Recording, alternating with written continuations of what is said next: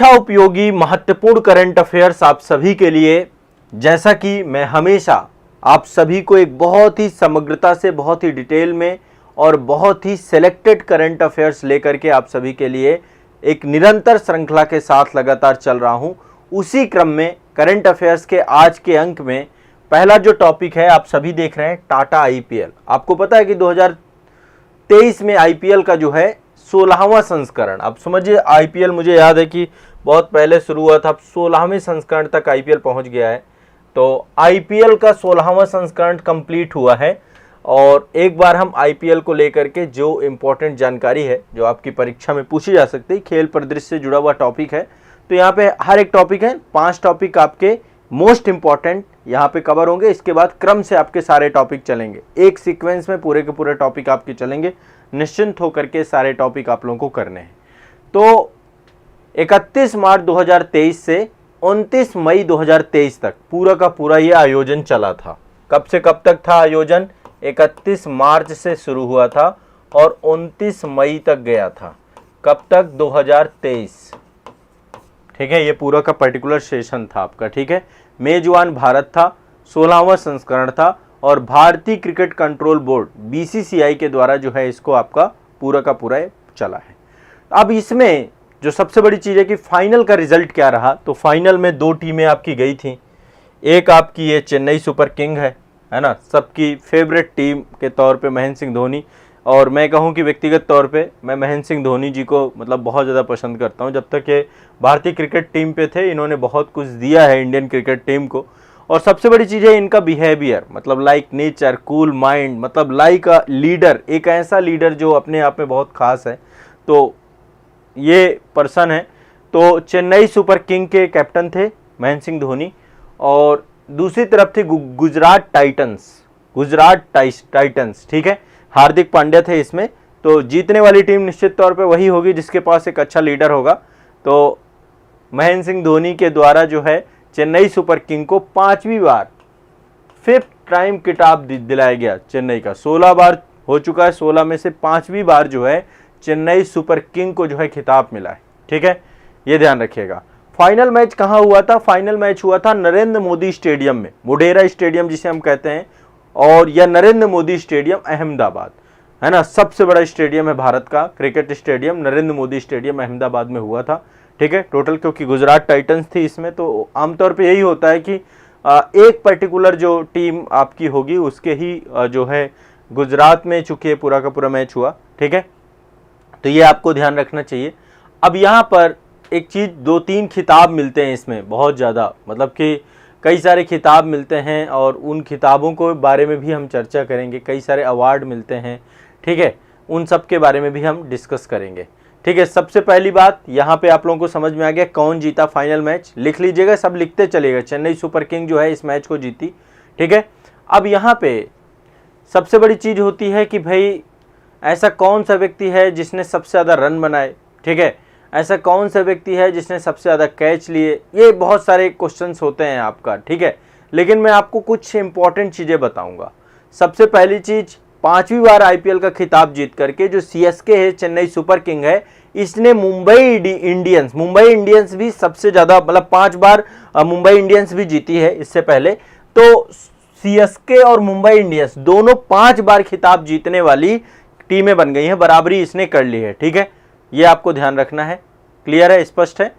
देखो, वैसे final match जो था 28 मई को था, लेकिन 29 मई को इसलिए खेला गया क्योंकि बारिश बहुत ज़्यादा थी, इस कारण से पूरा का पूरा ये मैच हुआ था। ठीक है, और इसमें डकवर्थ लुईस नियम भी लगा था। डकवर्थ लुईस नियम के बारे में आप सभी जानते होंगे, जब बारिश हो जाती है तो उसके तहत जो है टारगेट दिया जाता है दूसरे टीम को।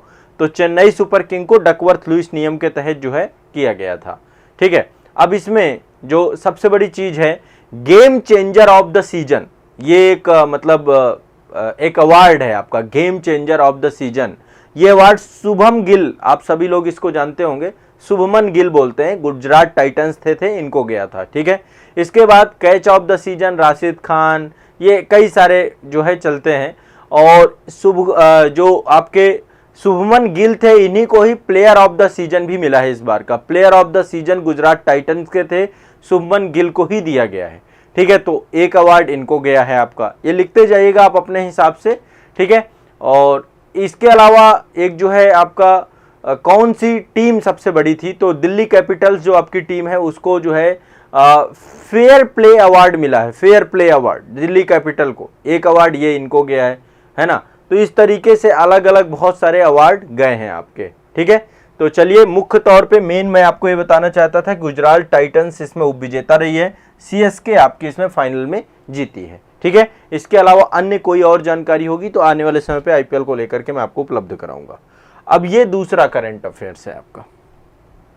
दूसरा करंट अफेयर्स में आप एक बांध देख रहे होंगे, बड़ी खूबसूरत सी तस्वीर देख रहे होंगे। दरअसल देश का पहला राष्ट्रीय बांध सुरक्षा केंद्र बनाया जा रहा है। ये अपने आप में एक बहुत ही खास बात है। देश में का पहला राष्ट्रीय बांध सुरक्षा केंद्र, इसको स्टैब्लिश किया जा रहा है। कहां स्टैब्लिश किया जा रहा है? जयपुर के मालवीय राष्ट्रीय प्रौद्योगिकी संस्थान में, ठीक है। सभी लोग इसको लिख लीजिएगा। हाँ, चलिए आगे बढ़ते हैं। हाँ, देश का पहला राष्ट्रीय सुरक्षा केंद्र बनाया जा रहा है। कहां पर? जयपुर पे। बांधों की सुरक्षा को लेकर के राष्ट्रीय केंद्र बनेगा आपका, तो जयपुर के मालवीय राष्ट्रीय प्रौद्योगिकी संस्थान, यहां पर आपका बनाया जा रहा है, ठीक है, ध्यान रखिएगा। तो इसका मुख्य उद्देश्य क्या होगा? यह केंद्र करेगा क्या? देश का पहला राष्ट्रीय बांध सुरक्षा केंद्र कहां बन रहा है? जयपुर में बन रहा है। यहाँ पे मालवीय राष्ट्रीय प्रौद्योगिकी संस्थान है, MNIT है, इसके द्वारा जो है ये इसमें इसी को जो है राष्ट्रीय बांध प्रौद्योगिकी। तो ये करेगा क्या? जैसे कि भूकंप आते हैं, बहुत सारी प्राकृतिक आपदाएं हैं, भूकंप, सबसे ज्यादा बांधों को डर भूकंप से ही है कि कभी भूकंप आएगा तो ब्रेक हो जाएगा। तो इससे बचाने के लिए क्या उपाय किए जा सकते हैं, है ना। यानी कि सिंपल सी बात है, बांधों की सुरक्षा को लेकर क्या काम किया जा सकता है, इससे जुड़ा हुआ रिसर्च ये काम करेगा। तो केंद्र जो ये बनाया जा रहा है, इसके द्वारा बांधों की संरचनात्मक और भूकंप सुरक्षा से संबंधित तकनीकी को विकसित किया जाएगा और ये तकनीकी आत्मनिर्भर होगी, स्वदेशी क्षमताओं से लैस होगी। तो भारत के द्वारा ये एक तकनीकी स्टैब्लिश की जा रही है, आप इसको ध्यान रखिएगा, मोस्ट इंपॉर्टेंट है। चलिए, अब इनके बारे में आप सभी जानते हैं ये कौन है। और एक दो फैक्ट और आपको बांधों से बता देता हूं। भारत पूरे विश्व में तीसरे नंबर पे आता है सबसे ज्यादा बांधों का निर्माण करने वाला, ठीक है। लगभग 70 बांध हमारे राष्ट्रीय महत्व के हैं। सबसे बड़ा गुरुत्वीय बांध हमारे पास टिहरी डैम है, भाखड़ा नागल डैम है, डायमी डैम है, मतलब इतने बड़े स्तर, विश्व में तीसरे नंबर पे आते हैं बांधों को लेकर। तो सबसे बड़ी चीज है बांधों की सुरक्षा भी स्टैब्लिश करना, है ना।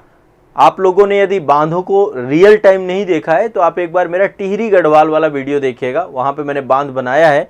एक वीडियो मैंने और शूट किया है, अभी वो वीडियो आपका जो है वेटिंग में है, जल्दी आएगा। आपका वीडियो है आर्क डैम, जो पहला भारत का आर्क डैम है वो इडुक्की डैम है, केरल। तो उसमें पेरियार नदी को जो है पेरियार नदी पे बनाया गया, वो भी मैंने शूट किया था, बट अभी वो वीडियो आपका वेटिंग लिस्ट में है। जल्दी मैं उस वीडियो को प्रयास करूंगा कि आप तक पहुंचा दूं, ठीक है। तो ये आपका जो है डैम सुरक्षा को लेकर जयपुर में केंद्र बनाया गया है। इनके बारे में जानते होंगे, ये कौन है आपके, इनके बारे में जानते हैं। ये हैं सिद्धारमैया। सिद्धारमैया हाथ जोड़े हुए हैं, तो चुनाव लड़े, चुनाव जीते और कर्नाटक के नए मुख्यमंत्री बन चुके हैं। शपथ ली थी इन्होंने 20 मई को, 20 मई 2023 को इन्होंने कर्नाटक के नए मुख्यमंत्री के तौर पे इन्होंने शपथ ली थी, ठीक है। वहां पे राज्यपाल कौन है भाई कर्नाटक में, क्योंकि राज्यपाल ही शपथ दिलाता है। तो थावरचंद गहलोत वहां के राज्यपाल हैं। थावरचंद गहलोत के बारे में आप सभी जानते होंगे, एक बड़े पॉलिटिशियन है, राजनीतिज्ञ हैं। तो थावरचंद गहलोत जी के द्वारा इनको शपथ दिलाई गई, सिद्धारमैया जी को।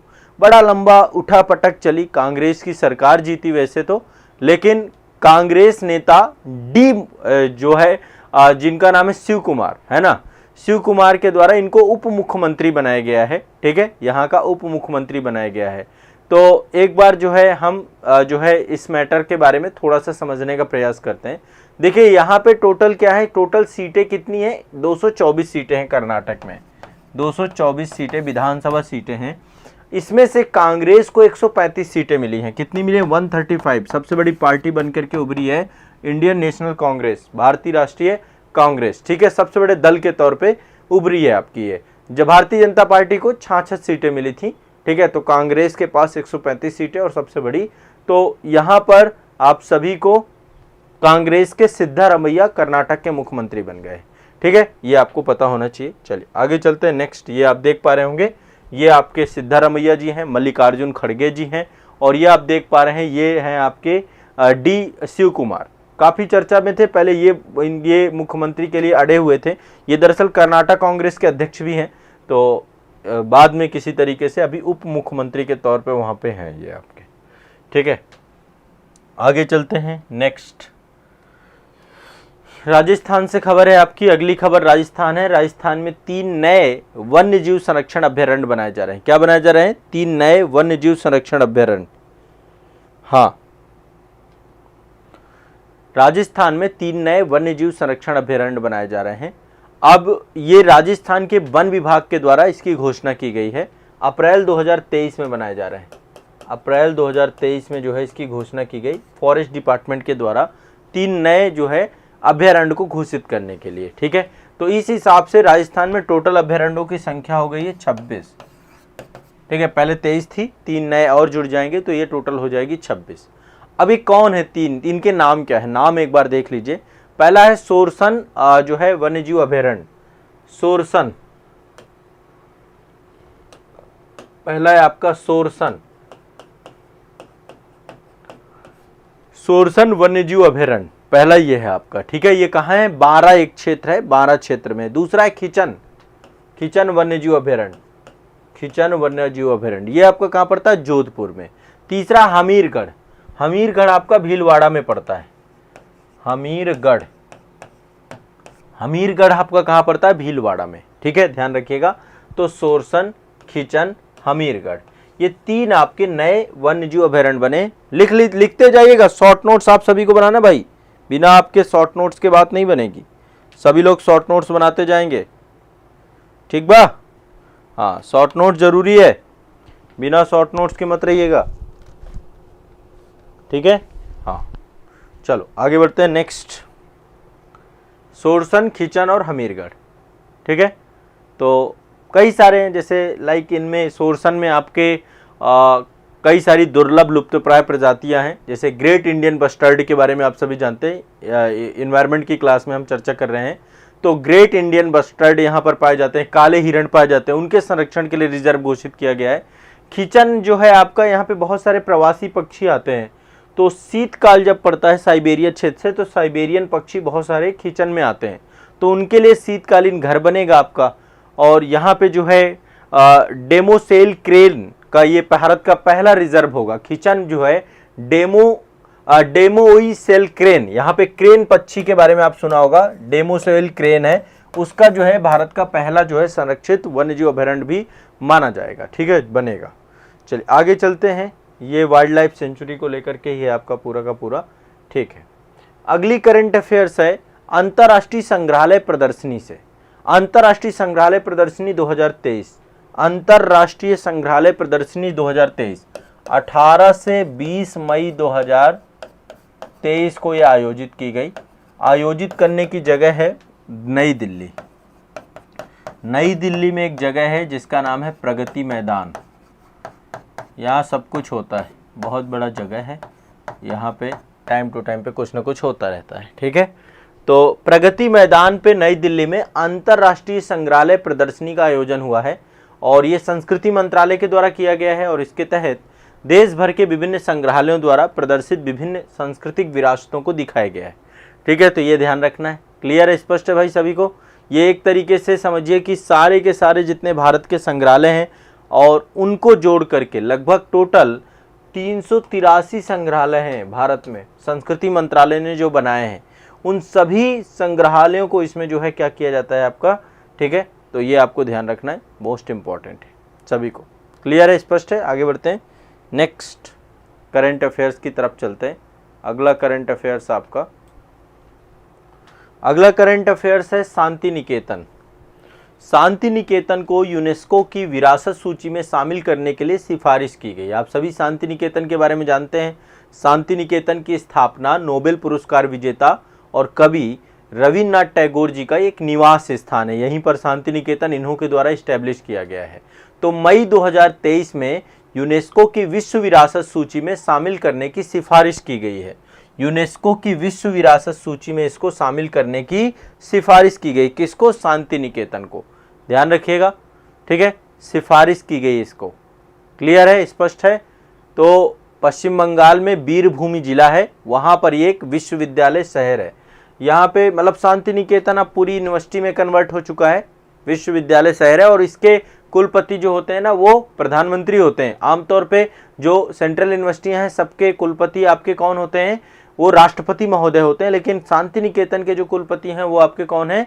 प्रधानमंत्री हैं। ठीक है, तो विश्व भारतीय विश्वविद्यालय का नाम है ये आपका। ठीक है, इसकी स्थापना रविन्द्रनाथ टैगोर ने ही की थी बीरभूम जिले में, वहीं पर शांति निकेतन है। ध्यान रखिएगा आपको। ठीक है, क्लियर है। विश्व भारती विश्वविद्यालय, उसका नाम है विश्व भारती विश्वविद्यालय। ठीक है, तो ये आपका शांति निकेतन को यूनेस्को की जो है सिफारिश से अभी शामिल नहीं हुआ है, लेकिन यदि ये शामिल हो जाता है तो पश्चिम बंगाल का दूसरा ये सांस्कृतिक धरोहर होगा। ठीक है, इससे पहले दुर्गा पूजा के बारे में आप जानते हैं, जो बहुत ज़्यादा फेमस है। 2021 में उसको अमूर्त सांस्कृतिक विरासत के तौर पे यूनेस्को ने शामिल किया था। ठीक है, और एक संस्था है, यूनेस्को की ही संस्था है, जिसका नाम है international council of monument and sites. ठीक है, एक बार इसको जरूर जान लीजिए। ICO एक संस्था है इसकी। ठीक है, मैं यहाँ पे नाम लिख रहा हूँ, ICOMOS। ये संस्था यूनेस्को के अंतर्गत ही काम करती है। यूनेस्को की वर्ल्ड हेरिटेज सेंटर की सलाहकार संस्था है ये। क्या है ये? यूनेस्को की वर्ल्ड हेरिटेज सेंटर की सलाहकार संस्था है। ठीक है, इसका नाम क्या है? International council on monument and sites. जो मोन्यूमेंट्स हैं, जो साइट्स हैं, उन पे ये सलाहकार के तौर पे होती है। इसकी स्थापना 1965 में की गई थी। इसी संस्था के द्वारा शांति निकेतन को क्या किया गया है कि शांति निकेतन को भी हिस्सा बना दिया जाए। ये कहाँ पे इसका मुख्यालय है? पेरिस में। ये स्टैब्लिश कहाँ पे है? पेरिस में। तो ICOMOS के द्वारा, इसी संस्था के द्वारा जो है शांति निकेतन को सम्मिलित करने की बात कही गई है। ठीक है, तो पहला करंट अफेयर्स आपका शांति निकेतन यूनेस्को की, ठीक है, इसमें शामिल किया गया। अंतर्राष्ट्रीय जो है आपका मुख्य प्रदर्शनी हुई, अंतर्राष्ट्रीय संग्रहालय प्रदर्शनी। ठीक है, इसके बाद ये आपके 3 वन्य जीव जो है सोरसन, खिजन और हमीरगढ़, इनके बारे में चर्चा है। ये आपके नए मुख्यमंत्री हैं, और ये आपकी बांध सुरक्षा को लेकर जयपुर में केंद्र है, और IPL के बारे में चर्चा काफ़ी कुछ हो गई। ये आपका करंट अफेयर्स से जुड़ा हुआ इम्पोर्टेंट सेगमेंट है। चर्चा लगातार आगे चलती रहेगी। आप लोगों को कंटिन्यूअस बने रहना है, पढ़ते रहना है, रिवीजन करते रहना है। रिवीजन पे मैं सबसे ज़्यादा बल देता हूँ। जो भी पढ़ो उसका रिवीजन करो। बिना रिवीजन के सब बेकार है, सब मोह माया है ना। रिवीजन करोगे तो आपके पास ठहर पाएंगी चीज़ें। पहले आप लोग देखते थे, जो हाई स्कूल इंटर में जब आप थे तो खूब मैथ का रिवीजन करते थे। जब मैथ आप कई बार लगाते थे तब जाके मैथ के सवाल आपके पास रहते थे। एक ही क्वेश्चन का कितनी बार अभ्यास करते थे। फिजिक्स यदि आप पढ़ते थे, कितने डेरिवेशन लगाते थे आप, मल्टीपल टाइम एक एक उसके कई बार अभ्यास करते थे। तो अभ्यास ही खेल है, अभ्यास ही रिवीजन है। यदि आप अभ्यास करोगे तो शायद आपके लिए बड़ी बात नहीं रहेगी। ठीक है।